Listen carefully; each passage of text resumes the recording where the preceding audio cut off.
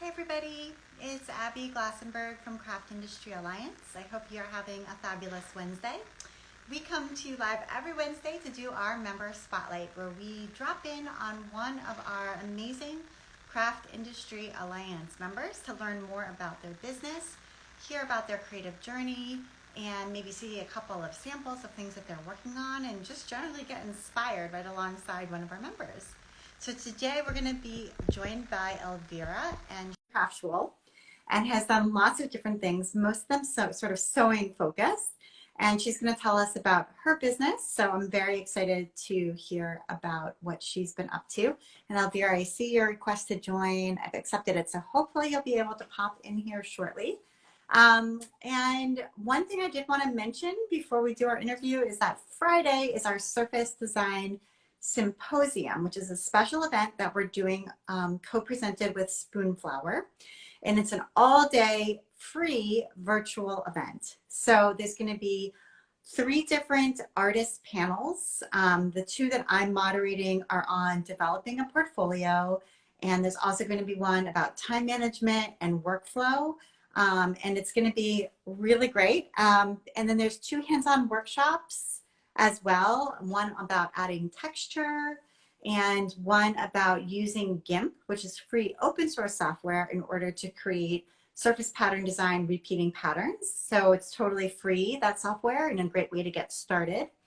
And then later in the day, toward the end of the event, we're going to have a keynote with a wonderful artist. Her name is Sarika Unique, and she is the founder of Black Girls Illustrate. So she's awesome. I'm very excited to learn more about Black Girls Illustrate and what she has been working on. And I will be hosting that keynote as well with Sarika at the end of the day. All the events will be recorded if you can't make it live, but of course it's super fun to come to them live if you can. And you can register for them on our website or on the Spoonflower website. Hello. Hey, Hi. you made it. Yay! Sorry for the tech problems. You know what? There's always tech problems. That's just the way life is. So I'm very glad to have you here, Elvira. Nice to see you. Thank you for having me. Yeah, I'd love it if you could tell us just a little bit about kind of your creative business journey and kind of how you got to where you are today. Mm-hmm. Sure, I'd be happy to. Well, it all started actually when I was very young. But I didn't realize that I was creative. I was the one in the family that was not the creative person. But my grandmother, my mother were all very creative. And here we are in the pandemic, fast forward, and I'm with my children and we're doing lots of creative things and I need an outlet for myself. And that's where it all started to happen.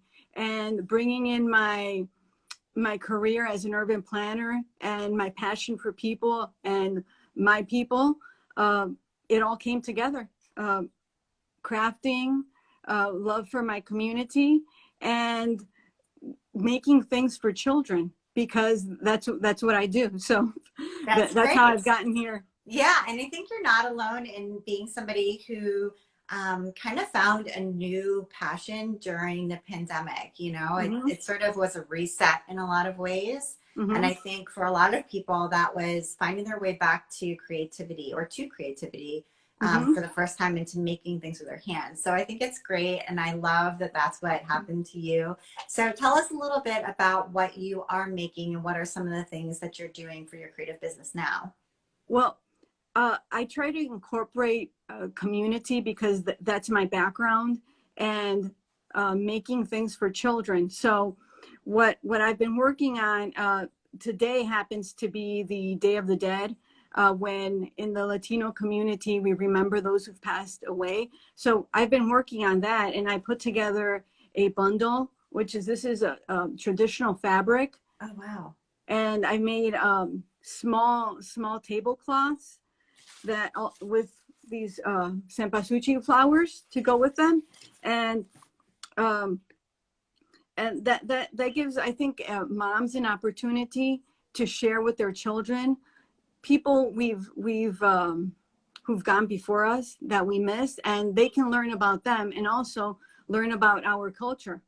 Yeah, that's great. So are these sets available in your shop? Is your shop on Etsy?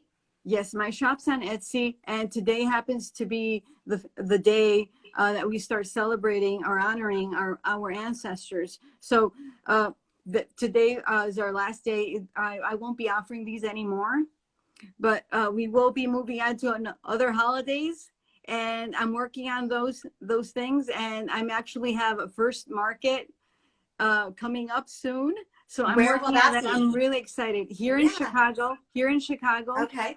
So for those of you that are in Chicago, I'll be posting information about that soon. Great. That's great. So Mhm. do you have a lot of preparation to do to create the products for the market?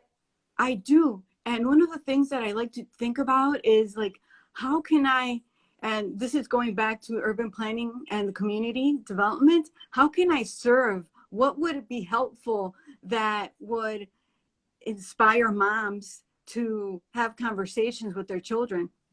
So I've got lots of ideas, as you're probably familiar with, lots of ideas, and I'm trying to put them all together in t-shirts and other different accessories. But I am always weighing my time with being a mom, stay-at-home mom, and all my ideas. Yes, I think Mm-hmm. that's very relatable Mm-hmm. to many of us who Mm-hmm. have kids, who are home with kids, and are also creative. So that's super. And so tell us a little bit about like what you're doing to market your business. Are you doing some marketing online? Are you Mm-hmm. tell us a little bit about those efforts? Mm-hmm. Sure. I'm primarily online. I think that's where the market is, and that's where everybody is. So that's where I am too.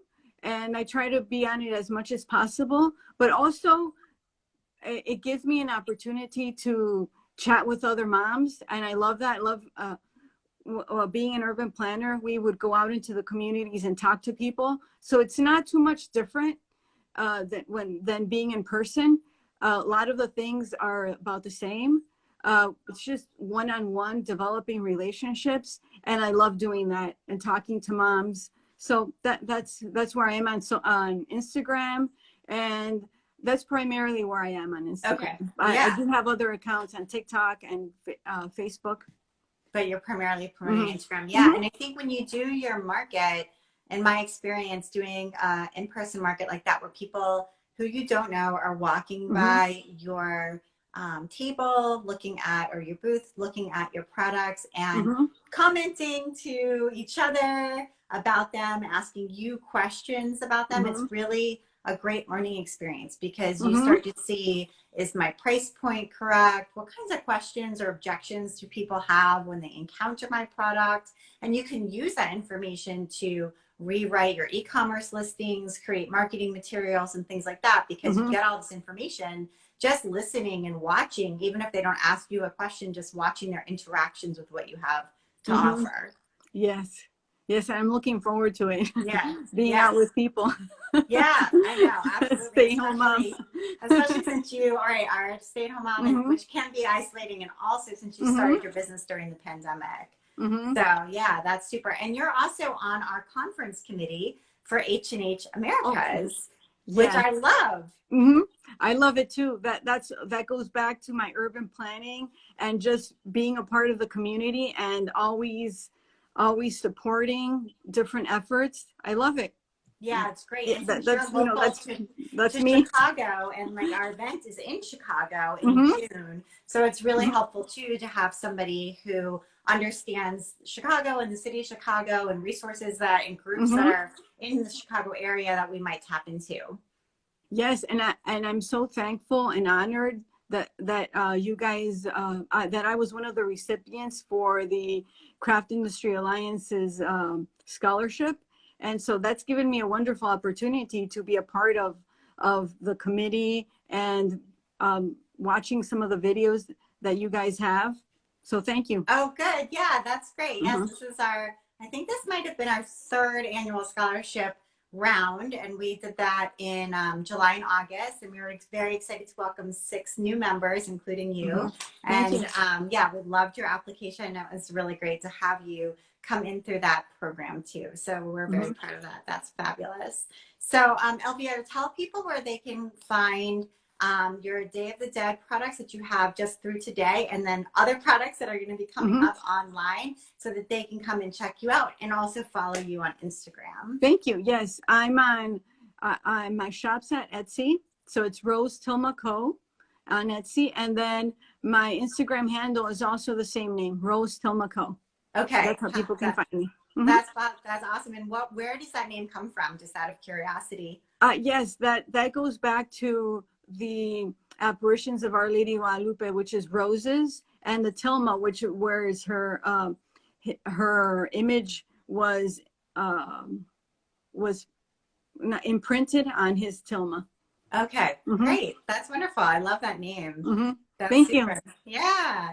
Well, thank you so much, Elvira, for joining us today for our member spotlight. I hope people will come check out your shop, follow you on Instagram, and good luck in your first market. Thank you very much. I appreciate your time and you having me here. Yes, absolutely. Thanks, everybody who joined us for our member spotlight. Thank you. See you next time.